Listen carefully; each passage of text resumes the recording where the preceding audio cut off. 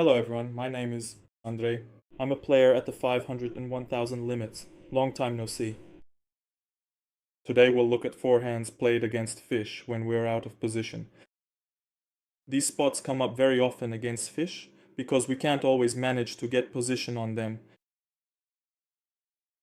So we'll be breaking down these situations. A few of them. I've picked them out. I took them from a video of one of my players, and accordingly I'll be breaking them down. They'll be useful for everyone. The first situation. We're on the cutoff, we open, the button, who is a fish, calls, and we get a queen 10-6 board. Initially, the solver suggested betting 25% with our entire range. I'll show you in a moment, but I thought we should have two bet sizes here. So, for the whole range, it suggests betting, but I think we need two sizes, because with our top pairs or strong hands like sets, jacks, kings, aces, we want to bet bigger. That's why I added another sizing here, about 80%, or you could use 75 or even pot. It doesn't make a critical difference. So what happens here is, as I said, our top pairs start playing with the big size, and accordingly, for bluffs, we use combinations like weak top pairs. Let's filter it this way. Our sets go into the small size because they block the strong part of the fish's calling range, and then we have this middle layer. These are our second and third pairs. And there are weak top pairs, meaning those are the hands we don't want to bet big with. So here, our sizing corresponds to hand strength. At the same time, if we take those same nines, our hand, and look it up in the equity calculator, let's see how much equity it has, 57%. So let's check. Okay, 3B. If I do that, what part are we actually beating? By the way, I might be wrong with this chart, but that's how I'm looking at it. So our nines are in a range where the fish has third pairs, that is second pairs like 10x combinations, eights, some love bluffs, and some flush draws. So in fact we're love bluffing here with nines using our small sizing. Hands like 10x, 6x flush draws and gut shots.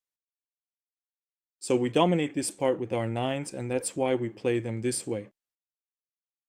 And if we take our worst combination, which is 4-5, it also gets bet with some frequency. And this is our lowest equity hand, so we will always be bluffing with it. The same goes for King 3, a hand that completely missed the board. If we do open it, we'll have King 4 as well, and those King 4s also bluff comfortably with a small sizing. That is, if we bet big, we accordingly generate more fold equity.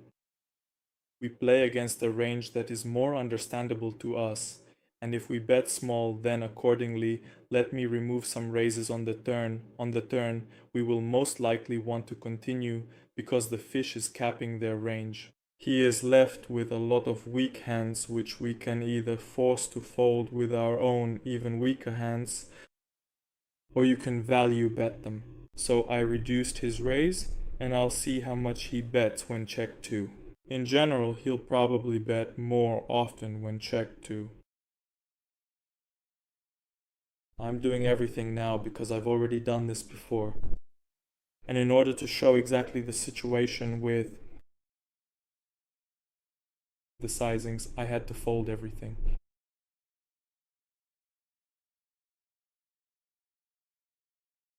So now we have a more realistic picture. Again, for a small sizing, we still have all our low pocket pairs and some weak top pairs remain. Everything is the same as before, all our second pairs. We can bet them, or we can choose not to bet. So, for example, if we have a spade or here a king of diamonds, then accordingly we more often want to bet the 10 of spades. We also want to bet it because it blocks the backdoor flush draw. Partially, yes, but overall it's not such a mandatory bet. If we play a check, we only have a small range there.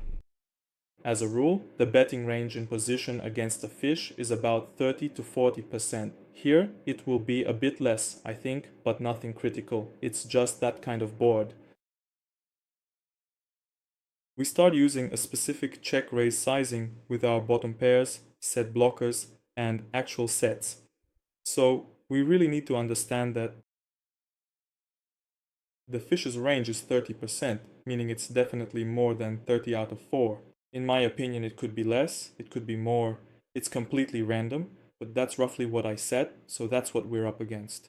We assume that the fish will have all their top pairs, some second pairs, just straightforwardly. Sometimes they'll bet them here, sometimes not, and also some straight draws or gut shots. Maybe some flush draws. So accordingly, we want to raise him here with a small sizing, meaning less than 3 times, and that will be enough for us. So Kira played against the fish, pressed call, and on the turn, a king came out and did Kira, or not. I'll just rewind the footage back to that point now. And that is exactly the kind of situation we have been discussing.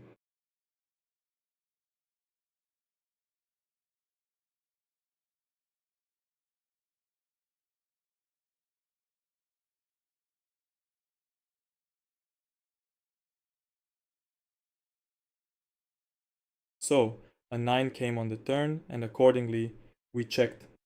To be honest, I would also be much more inclined to check in this specific spot, but looking at the situation, there are several factors to consider here. Why would I check? Because some hands like 7-8 got there, 8 king got there, and 9-10, if they had a 9, they hit it. 6-9, well, 6-9 probably isn't there, no.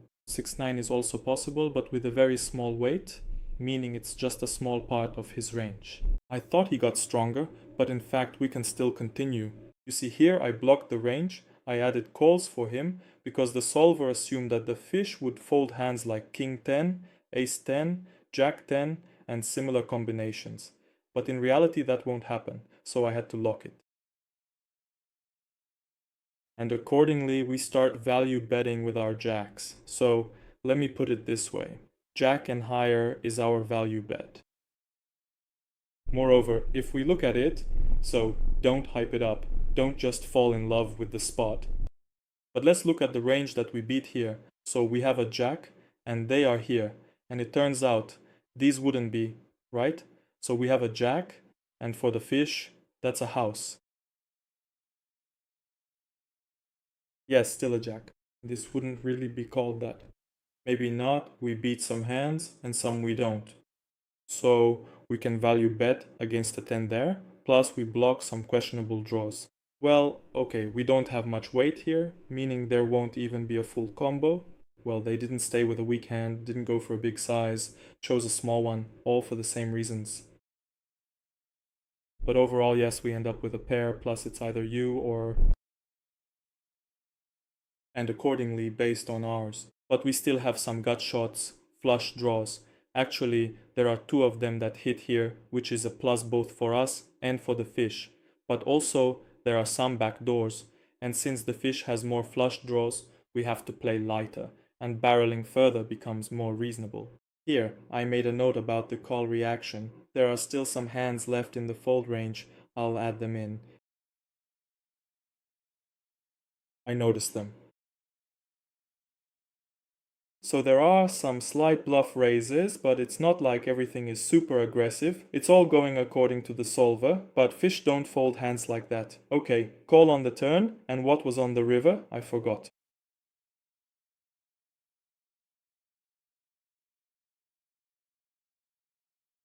And on the river, a deuce comes, a blank, so it came out. And to the river. So here even Hera checked, meaning the player here accordingly had a hand like queens or jacks. He should have kept betting, but he checked on the river. So he made a blocking bet, but as we can see, I'd rather open that particular hand because the river was also blocked there. No, there's no blocker here. There's only a full one. No, I didn't do anything.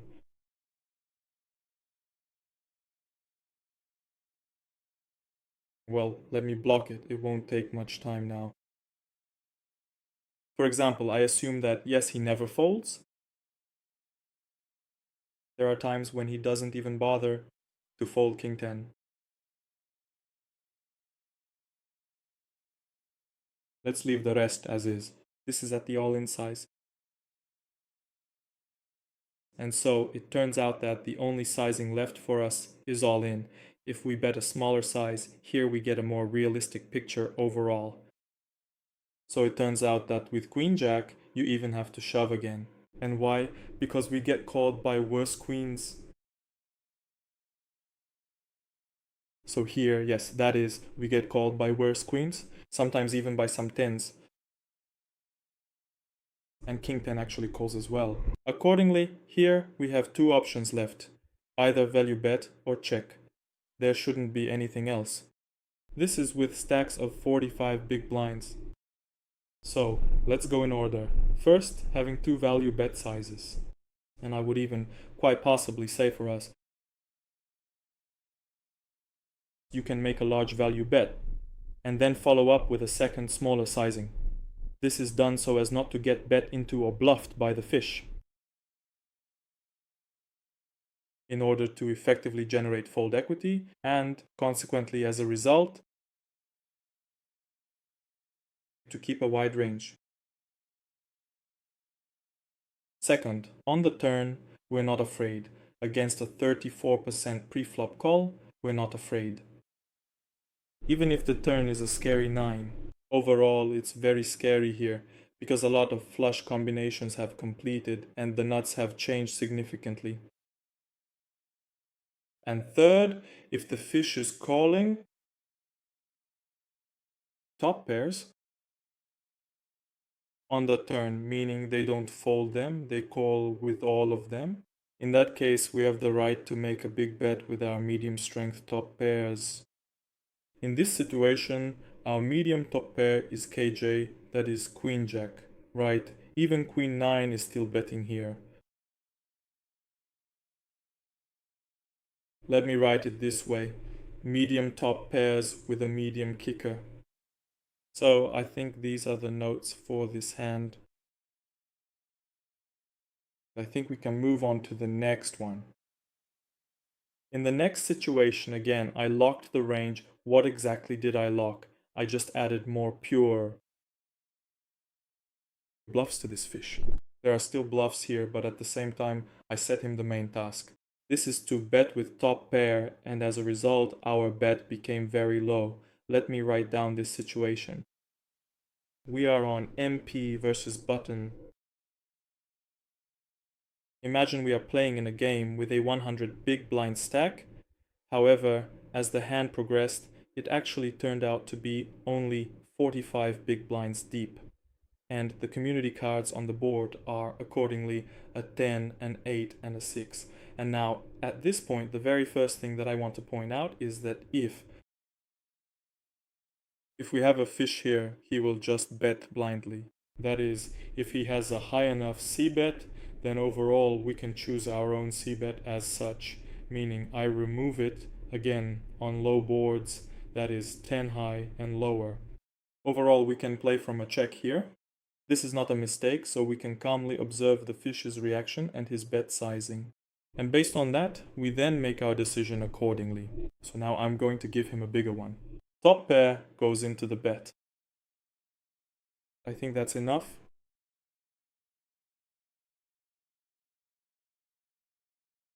Now let's take a closer look at what we need to do here.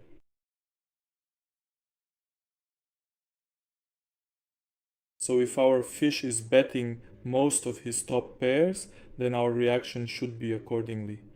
That is, taking into account a 75% sizing, we will play as straightforwardly as possible here. We start folding even from top pair. So it's already worth considering that we should be folding top pairs here. In reality, we might not have to fold them.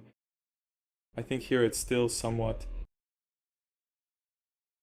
not exactly a mistake, but rather a misunderstanding of how the solver works, let's say, because it's trying to balance everything. But overall, I think we simply don't have to fold here. Just like with our draws, we don't always have to fold, and the same goes for ace-king with the ace of hearts. So I think here we still need to play around with lowering the range, and 98 and 10-8 are dead. Let's leave hands like 9-10, 9-9. I'll give him a wider range of 9s earlier because, well, it's not particularly realistic otherwise. So Let's say, and again, I'm doing this with a bet size of 3/4, so that's something to keep in mind as well.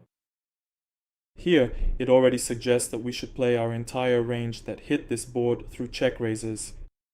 But if I change the size to half pot, first of all, I want to point out that we don't necessarily have to play through check raises, because such a range definitely won't be betting there. It will be a bit smaller, I think around 35. So most likely our task here will be to check call with our medium strength hands like 10x and to check raise with our strong combinations. For example, hands like 10s, jacks, actually not 10s but jacks and higher. But overall, yes, it still suggests playing our entire range that hit the board through check raises. If I decide to place a bet of half the pot, then looking at it once again, I really need to set the sizing a bit higher than that, simply because of the fact that we are unlikely to see those types of checks in this situation. In reality, nines, sevens, these are all under pairs, 7, 8. Since a hand like Jack 9 will be suited, even when facing a half pot bet, the overall strategic picture remains exactly the same. So, we already clearly understand that in this specific situation, we still want to play through by using check raises and sometimes just checking bobbies. But we have to ask ourselves, why exactly are we choosing to check raise here? Because a fish will never fold their gut shots, straight draws, and so on. With our check raises, we generate at least a small amount of fold equity, but it's still there. Plus, we will often hit our draws with 100 big blind stacks. If the stacks were smaller, we would just call.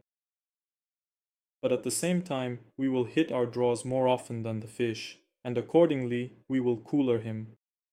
Plus, we can also play quite well post-flop, so the first thing I want to focus on and write down is the strategy for low boards. On these textures, we are going to eliminate the continuation bet option entirely and instead focus on playing by choosing between a check call or a check raise. This decision-making process will be determined by the specific bet sizing used by our opponent and the range of hands we assume they are betting with in this spot. So the first thing you always need to do is remove the C bet, and second, look at the fish's bet size. The smaller his bet size, the more often we want to. And yes, in general, against any bet size, we want to raise more often, but the bigger the bet size, the more strong combinations the fish has and the fewer weak ones. I would probably stick to this logic here, and then on the turn, let's see what happens on the turn. We played check check and the king came on the turn, and I thought that first of all, on the flop, it would have been more precise to do so. Then I changed my mind, but in the end, we played check check on the flop and on the turn. You definitely need to bet the king here because the fish doesn't understand what a range is and so on. He just looks at his own card, his own hand. But at the same time, here we are obliged to bet all our value hands, our strong hits, because at the very least we should already be generating full equity by the river. That's the first thing. Second, with hands like cakes, we already start getting combinations like two pair, so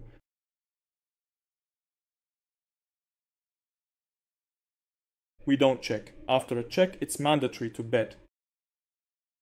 The solver suggests a sizing of 40% here, but I would add another sizing as well. That's because I want to bet bigger with my strong combinations, but the solver is reluctant to do that, although it does allow for that option, as well as for the small sizing. If we look at it, he should be raising more often, but with smaller raises.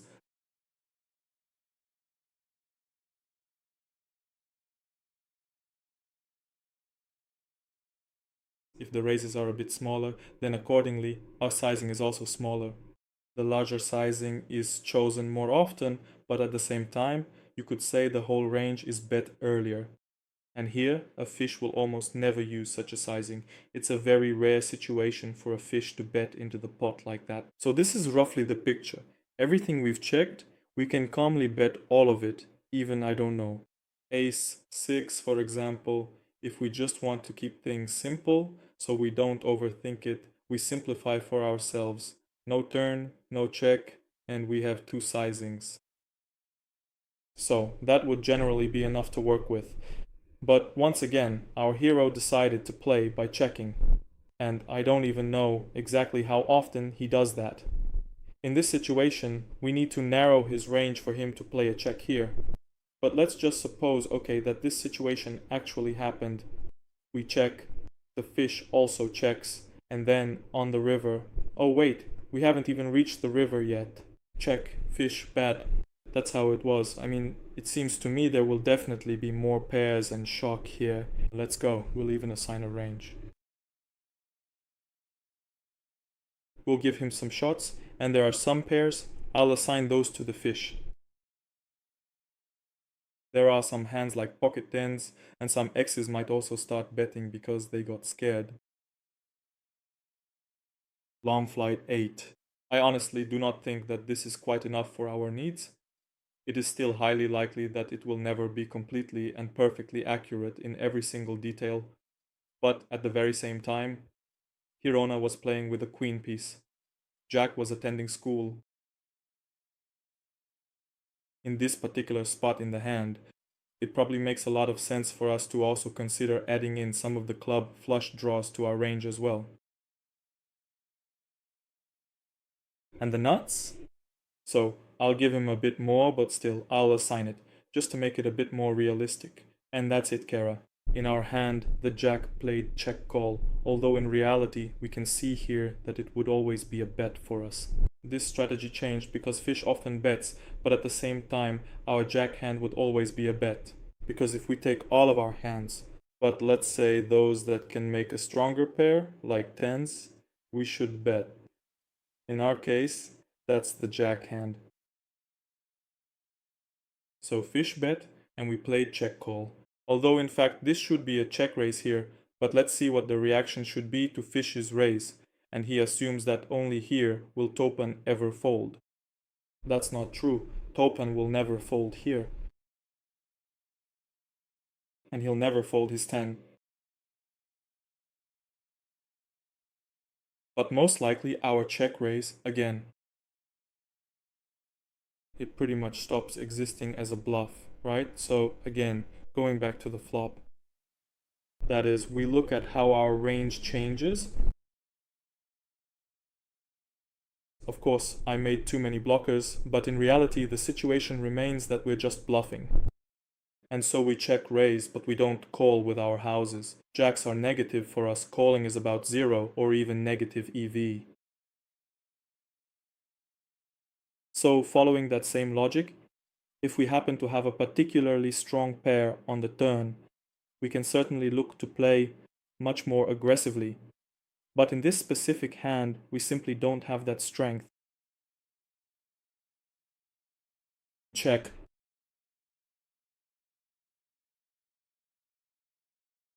With this board. Alright, let's move on to the next one.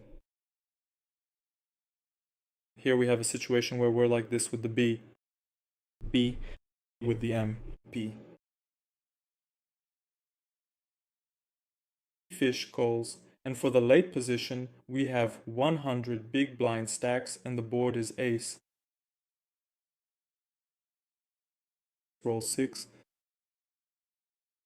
Hero, we have roughly this range and the late position is seated. Here we have 13 BB. Because hero isolated to 6 BB, there was another limp on the SB and solver. It suggests us approximately this strategy. Here I also locked the ranges. I gave a bit more pairs to the BB, and for our huge bet, I set it so that the fish doesn't fold some hands. Basically, they call everything, and some 2-pair hands are there, like ace-jack, similar combinations accordingly. In this situation, we don't bluff much, but at the same time, our bluffs are quite intuitively understandable. That is, these are our gut shots. These are pairs that are going up. We don't have much else. Somehow, sevens were bluffed here by accident for balance, but it's not necessary. Here, hero played check. The fish also checked, so the range is quite narrow. Overall, there's nothing complicated here, and I can handle it. A jack came on the turn and hero bet here. So what does the jack actually change for us? In fact, the jack added pairs, and the jack also completed some straight draws, like queen 10, which really worsened the situation for us. Again, if we checked, then our range here is very weak, and we should be betting into it, but in reality we're left here with just the old pairs and two pairs. And that's it. So here we were supposed to have a queen and a 10, and well, we also have this tomorrow. Here. It is assumed that the fish will raise at home, the jack is unlikely, king jack also has a few raise combinations, but calls overall remain realistic. A queen came out on the river and in fact the draw was completed. By the way, I really want to point out that a very small sizing is being used here. If we check the data, the fish also very rarely chooses to bet in this spot. Okay, a queen came on the river, the straight completed, and accordingly, since we have straights, we bet a small size because we want to get called and at the same time maximize our value. Yes, we can't really bet here anymore if we check based on probability. So, well, that's the logic behind this sizing. So they either bet 3/4 or half the pot. If we check, the fish doesn't bet that often, so in reality we'll see a bluff here. Let's even take a look. But with pairs, we definitely can't call here, more often just folding. And accordingly, we ourselves should bet our two pairs and straights with a small sizing. If we bet with a small sizing, we're still pushing for some raises and then we'll build from there. But as we can see, we're only defending straights here, that's allowed. So in this situation, I would probably write it like this. First, it's flop c-bet, including strong top pairs and various gut shot straight draws. Pair plus. Second, if we decide to play a strategy of checking and then calling against fish bets, we should look to continue by calling with our second pairs and gut shot straight draws that also possess backdoor flush draws for extra equity. Third, in the specific scenario where the action goes check check on the flop, then moving forward onto the turn card, we bet.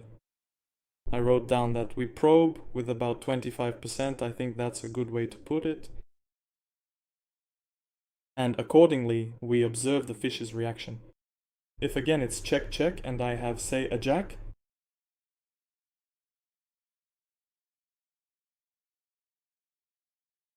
the fish will call. He doesn't raise hands like that, so accordingly we're ahead more often. If some blank came out here, most likely he'd bluff with any of his combinations. But no, I don't double barrel them. Yeah, we're kids, we've got 9 to 10. There are very few bluff combinations in the range. Overall, we only have about 6.5 combinations here, and for value, we have 12 or 13.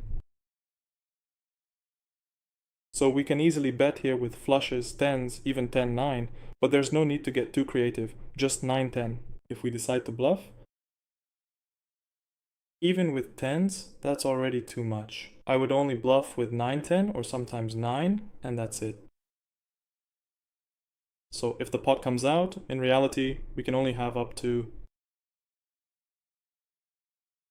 4 bluff hands. I won't break it down, but overall it's similar to the first one. We're looking at this type of board texture, but we also have 2 different sizing options. In this scenario, we're out of position, but the board is quite dry and disconnected, and we isolated the pot in this spot. Again, it's SB versus button. So in this specific kind of situation, when the stack depths are looking exactly like this, do we once again have the option to use 2 different sizings here? Or if we know the fish is active, we can play from a check raise. That's all, I think. Thank you to everyone watching on YouTube. Subscribe to my Telegram channel, the link will be below the video. Goodbye everyone.